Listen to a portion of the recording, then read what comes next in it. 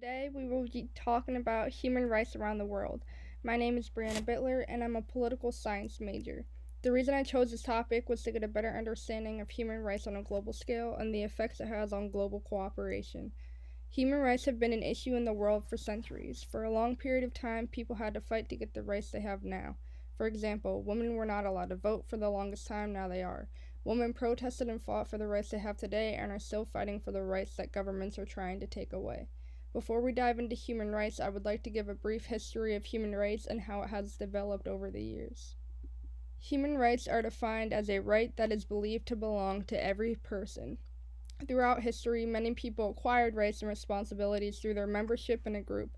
Oftentimes, to determine individual rights, people would use documents like the Magna Carta, the English Bill of Rights, the French Declaration of Rights of Man and Citizen, the U.S. Constitution, and the Bill of Rights. However, many of these documents excluded women, people of color, and members of certain social, religious, and economic groups. Revolutions occurred as a result of the exclusion that existed in these documents. International groups were created to uphold international human rights. The League of Nations was created at the end of World War I, but failed to achieve their goal. Eventually, after World War II, the idea of human rights emerged stronger, and the United Nations was born. To this day, treaties and declarations are still being made to make universal human rights happen.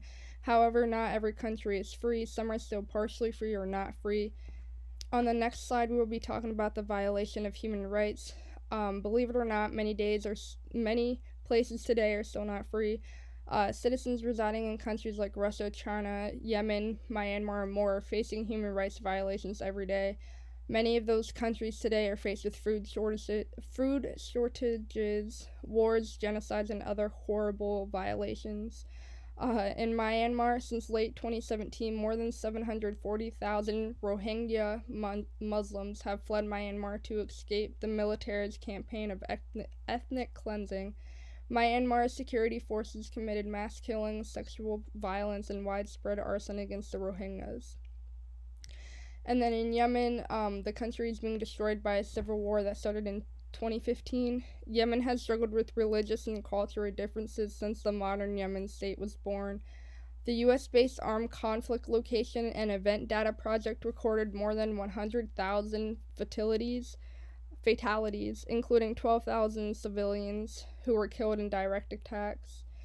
Not only have many civilians died from the attacks, but they have also died from things like malnutrition, disease, and poor health.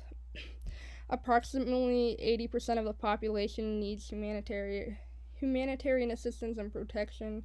Approximately 20 million people need help securing food, while 10 million of them are considered one step from famine. Myanmar and Yemen are included with some of the worst humanitarian crises to ever occur. However, we can also see human rights violations in countries that are considered free, like the United States. In 2019, the government launched discriminatory attacks through both policy and practice against the human rights of some of the most vulnerable people in the U.S. The U.S. government aimed to narrow down human rights protections for sexual and reproductive rights and protection against discrimination for the LGBTI community. They also detained, ill-treated, and rejected tens of thousands of asylum seekers. The government also misused the justice system to threaten and harass human rights defenders, political opponents, whistleblowers, and others. The effects of global cooperation. Global cooperation refers to the act of all countries working together to accomplish global issues and missions. When describing global cooperation, we often use examples like trade and world organizations. Countries such as Norway and Finland, who have a more significant amount of support for human rights, are more likely to trade with similar countries.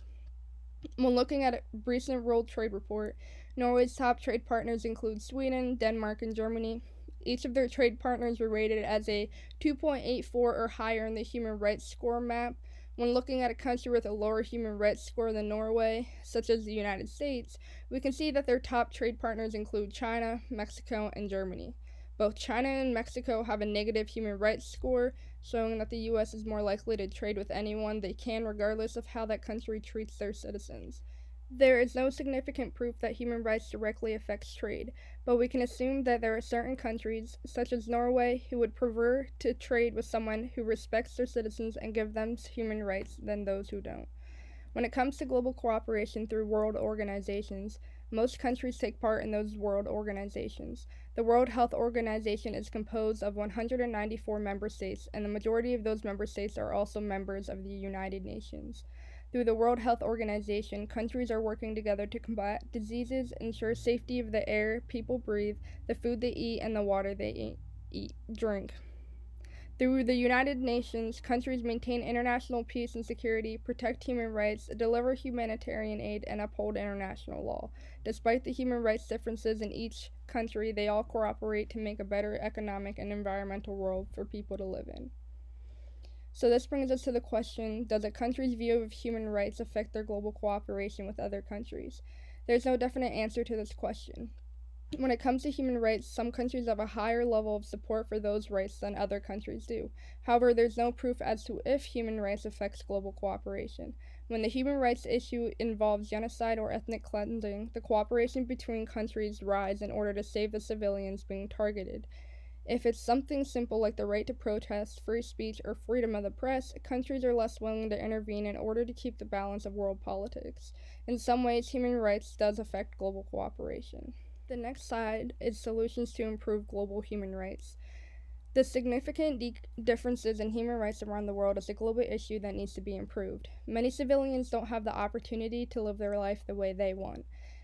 Solutions to overcoming this issue include expanding the definition of human rights. Many leaders disregard the actual meaning of human rights and implement whatever rules fit their government in order to control their citizens.